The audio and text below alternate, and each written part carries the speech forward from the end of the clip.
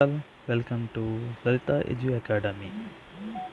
In this video, let's see about the computer science for secondary year PUC in Karnataka.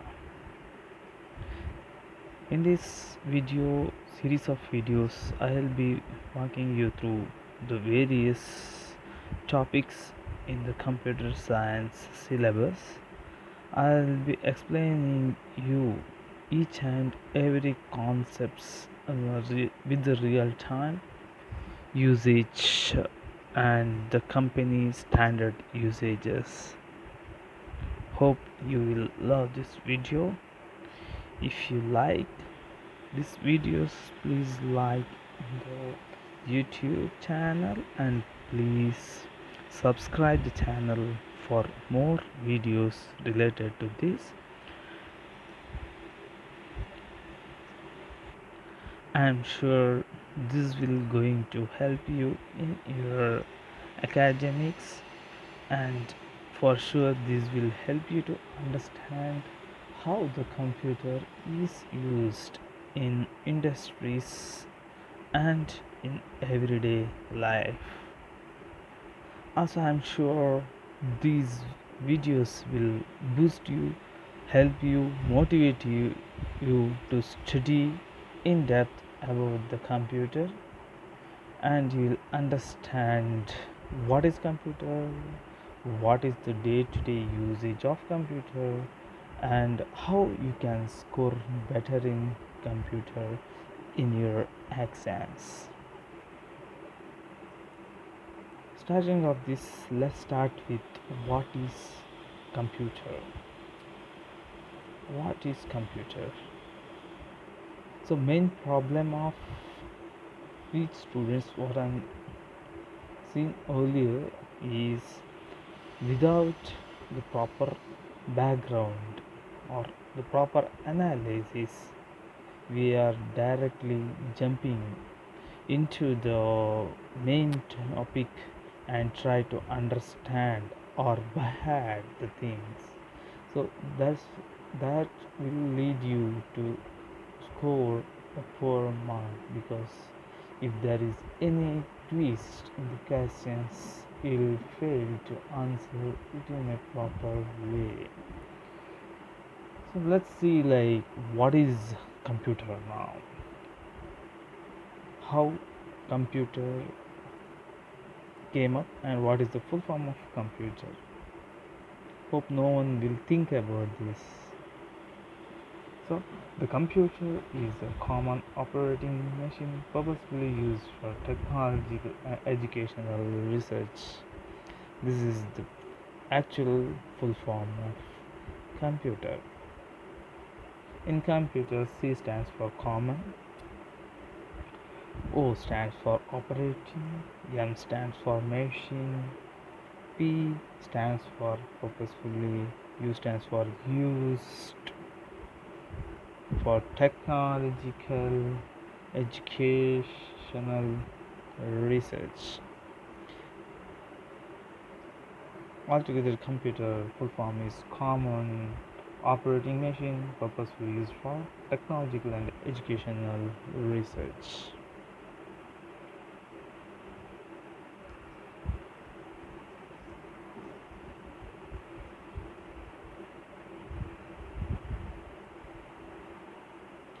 Now let's brush through the various topics in computer science. The computer science syllabus for 12th standard PUC Karnataka contains various topics. So topics are Unit A, Unit A, backdrop of computers. It consists of typical configuration of computer system, introduction, motherboard, introduction to the motherboard, type of motherboards, component of motherboard's memory, power supply to the computer system, assembling the computer system. The chapter 2 is Boolean algebra,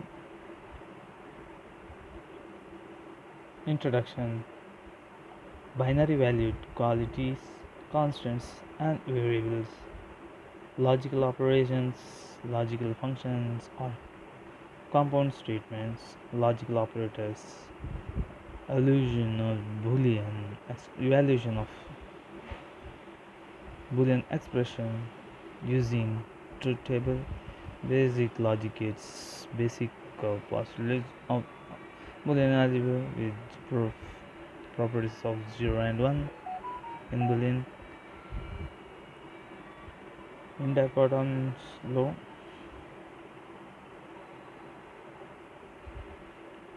inhalation law, complementary law, commutative law, associative law, distributive law, different forms, absorption law, De Morgan's theorem, De Morgan's first theorem, De Morgan's second theorem, application of De Morgan's theorems, basic geometry of Boolean algebra, derivation of Boolean expressions, min terms, max terms, canonical expressions, minimization of Boolean expressions, simplification using Karnaugh map, sum of product reduction using Karnaugh map, product of sum reduction using Karnaugh map. Chapter 3, Logic Gates.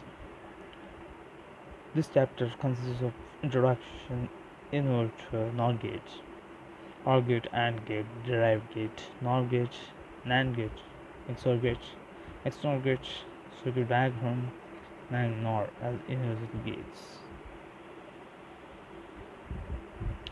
Chapter 4 is comprised of data structures.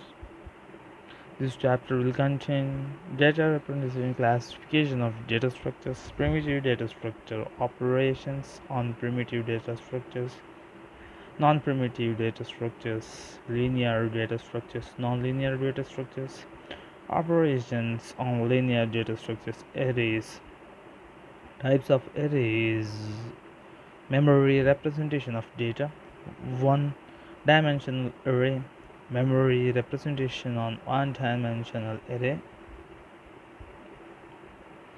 basic operations on one-dimensional array, traversing using one-dimensional array, searching an element, insertion of an element, deletion of an element, sorting elements, two-dimensional arrays, stacks, introduction, representation of stack in memory, operation on stacks, application of stacks, queues, introduction of queues, types of queues, operation on queues, memory representation of queues, applications of queues, linked list, introduction, type of linked list, operations on single linked list, nonlinear data structure, introduction, trees, graphs. Unit B. This is very important part. This part comprises of computing C++, review of C++, review of C++ language, fundamentals of C++, structure of C++, program, library functions, data types, input and output operations, control statements, arrays, functions, user-defined functions, structures. Next is chapter 6. It contains basic concepts of OOPS. So what is OOPS? Object-oriented programming. This chapter will contain introduction to the OOPS, basic concepts of OOPS, object classes, data abstractions, data encapsulations, inheritance, overloading, polymorphism, dynamic binding, message passing, advantages of OOP over earlier programming method, limitations of OOPS and application of OOP. Chapter 7 contains classes and objects.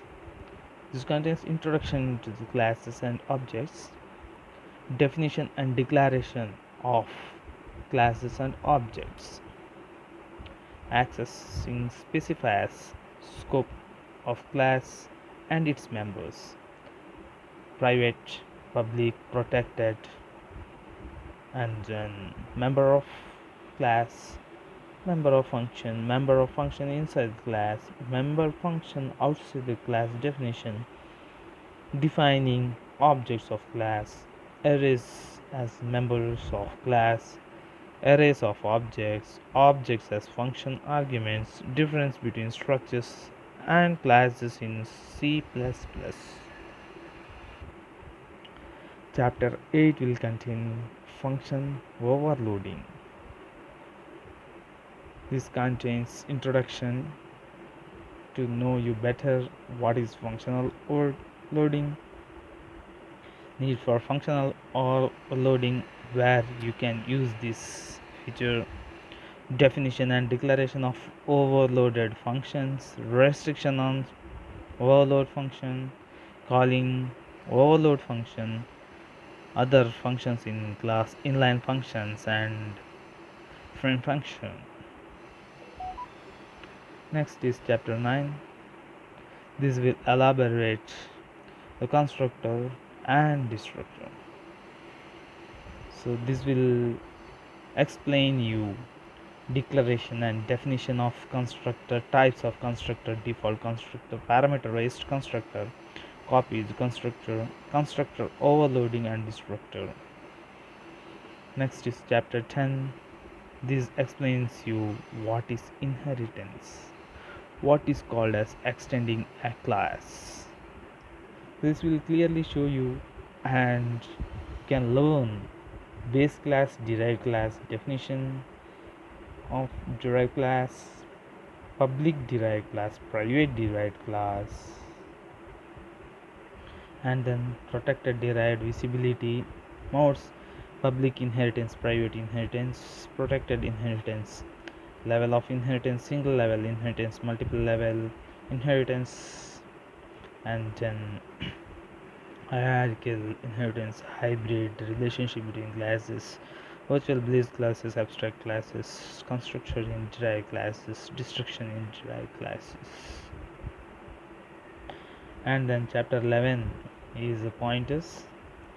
So going forward, I will clearly explain what is all those stuffs. So explaining you now the everything will be like a burden and you'll feel hard to understand the concept of all these stuffs.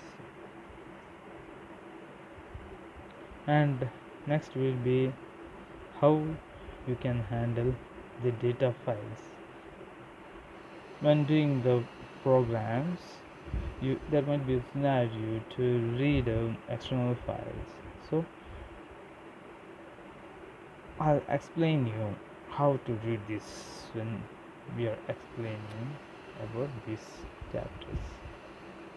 So this will show you like how you can read a file and operate or do some operation on that within your program, and how you can push the output to the files. Okay, going to the next chapter, you'll see like large database and queries. So this will clearly show you how you can manage with the large database and what is queries and how you can manage with the queries. Next, chapter 14 would be consists of structured query languages.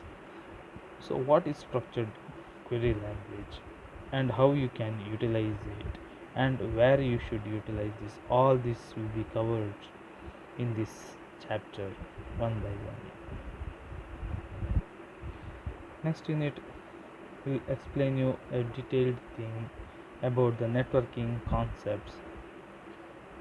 Now you learned what is OOPS and how to program, how to read input output files and many things in the program. Now you should know like how the networking works and how a computer is connected to the network and how it exactly connected and networked globally. So this chapter will explain you about all those stuffs. Next chapter will show you about the internet and open source concept in the market. Next, chapter 17 explains you a basic web designing. What is web designing? Introduction, and how you can customize your web, what language you should use. Everything will be explained here, and at the end of this chapter you should be able to develop at least a simple web page.